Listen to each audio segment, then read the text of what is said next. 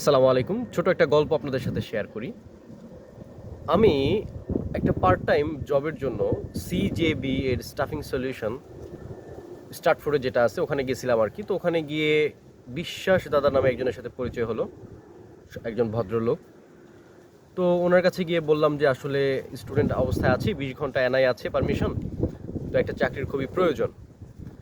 তো উনি সবকিছু শুনে বললেন, ঠিক আছে বসো, আমি দেখতেছি কি করা যায়। তো আমার সাথে একটা ছেলে ছিল, ওর নাম ছিল আবির। তো ওর সাথে কথা বলতেছে যে আসলে চাকরি কিভাবে কি করা যায় বা কীরকম কি সুযোগ সুবিধা আছে, ওনার কোম্পানিতে চাকরি আছে বা আসলে এখানে লন্ডনের বেশ মানে মোটামুটি ভালো একটা স্টুডেন্ট মূলত ওনার এই কোম্পানি থেকে মূলত চাকরি করে মোটামুটিভাবে যে লাইফটা চালানো যায় আর কি, ভালোই। তো উনি ওই ছেলেকে হঠাৎ করে বললেন যে আসলে তোর তো আসলে অনেক সুযোগ সুবিধা আছে, তো তুই একটু ভালো করে মন দিয়ে লেখাপড়া করিস, আর আমার যদি তোর মতো সুযোগ সুবিধা থাকতো আমি নাসায় থাকতাম। তো হঠাৎ করে এই শব্দটা আমার কানে আসলো যে আমার যদি সুযোগ সুবিধা থাকতো আমি নাসায় থাকতাম। এটাতে আসলে উনি কী মিন করতেছে? উনি নাসায় থাকতো সুযোগ সুবিধা থাকলে? তো ওই যে কথাটা, এই লাইনটা যে আমার যদি সুযোগ সুবিধা থাকতো আমি নাসায় থাকতাম, তো এই বিষয়টা কেন জানি আমার মাথায় বারবার ঘুরতেছে। আমি চিন্তা করলাম আমার যদি সুযোগ সুবিধা থাকতো আমি কোথায় থাকতাম? উনি তো আসলে লন্ডনে আছে প্রায় ১৭ বছর যাবৎ বা এর থেকেও বেশি সময় ধরে আছে, খুব ভালো একটা কোম্পানিতে, খুব ভালো একটা পজিশনে আছে। কিন্তু এরপরেও উনি একজন স্টুডেন্টকে বলতেছেন যে ভালো করে লেখাপড়া করিস, আমার যদি সুযোগ সুবিধা থাকতো আমি নাসায় থাকতাম। তো এই জিনিসটাই আমি জাস্ট বাংলাদেশের বাস্তবতার সাথে রিলেট করলাম যে এই যে আমরা বাংলাদেশে যে তরুণ প্রজন্ম এখন বেড়ে উঠতেছে, আমরা যারা বাংলাদেশে বড় হচ্ছে, আমাদের আসলে চিন্তা চেতনা কতটুকু বা আমরা কি চিন্তা করি? আমাদের বাংলাদেশের যদি একটু পিছনের দিকে যাই, যে কালচারটা ছিল, কি ছিল? যে আমরা একটা ঢাকা বিশ্ববিদ্যালয়ে ভর্তি হব, তারপর আমরা রাজনৈতিক দলের দাসত্ব করব, আমাদেরকে গেস্ট রুম, গণরুমে থাকতে হবে এবং সেখানকার যে আমাদের শ্রদ্ধেয় ইমিডিয়েট বড় ভাইরা আছেন যারা রাজনৈতিক পোস্ট পজিশনে একটু ভালো জায়গায় থাকবেন, তাদেরকে কি করতে হবে? রাত ৩টার সময় প্রোটোকল দিতে হবে। তারপর আমার এলাকায় যে এমপি আছেন তারা গিয়ে জানাইতে হবে আমি ঢাকা বিশ্ববিদ্যালয়ে রাজনীতি করি, আপনার যা সুযোগ সুবিধা লাগে আমরা দেখব।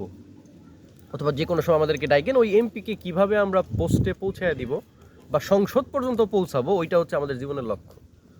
এবং নেতার এই স্নেহধন্য পরশে থাকতে গিয়া আপনার ফাহাদের মৃত্যু হইল, এবং যারা মৃত্যু ঘটাইলো এরা কারা? এরা তো বুয়েটের শিক্ষার্থী, এরা অবশ্যই মেধাবী। কিন্তু এই মেধাগুলো কি আমরা আসলে ব্যবহার করতে পারছি? এই প্রশ্নটার উত্তর কি দিবেন? শুধুমাত্র এই আবরার ফাহাদকে কেন্দ্র করে যে আবরার ফাহাদকে যে মৃত্যু ঘটানো হয়েছে এবং এইখানে যে ২০ জন বা ১০ জনের যে ফাঁসির রায়টা হইলো, এই ১০টা ছেলে কি আমাদের নাসায় যাওয়ার মতো যোগ্য ছিল না? এইটা তো জাস্ট একটা জিনিস দেখার মতো।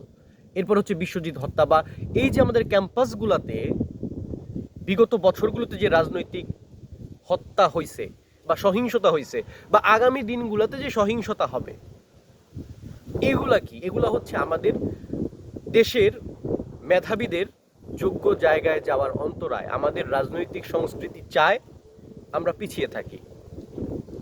আমাদের রাজনৈতিক দলের নেতারা নেতা চায় না, আমাদের রাজনৈতিক দলের নেতারা নেতা চায় না, তারা চায় কর্মী। তারা শুধুমাত্র কর্মী চায়। তারা কর্মীকে দিয়ে তাদের অর্থের লালসা, অর্থের যে পিপাসা, সেই তৃষ্ণাকে তারা পূরণ করতে চায়। যদি এই সংস্কৃতির পরিবর্তন না হয়, আমরা ওই আমাদের রাজনৈতিক নেতাকে সংসদীয় আসনে আসীন করা পর্যন্তই থাকব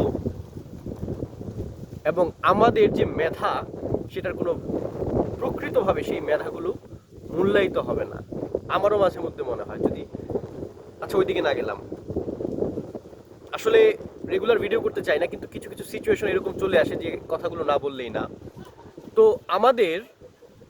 আমার এই ভিডিও দেখে যদি একটা দুইটা ছেলেও অন্তত মনে করে দেশের এই কলুষিত রাজনীতি থেকে বের হয়ে এসে নিজের মেধাকে কাজে লাগিয়ে ভালো একটা জায়গায় যাব, দেশের সুনাম অর্জন করার জন্য চেষ্টা করব, এইটাই আমার প্রাপ্তি থাকবে।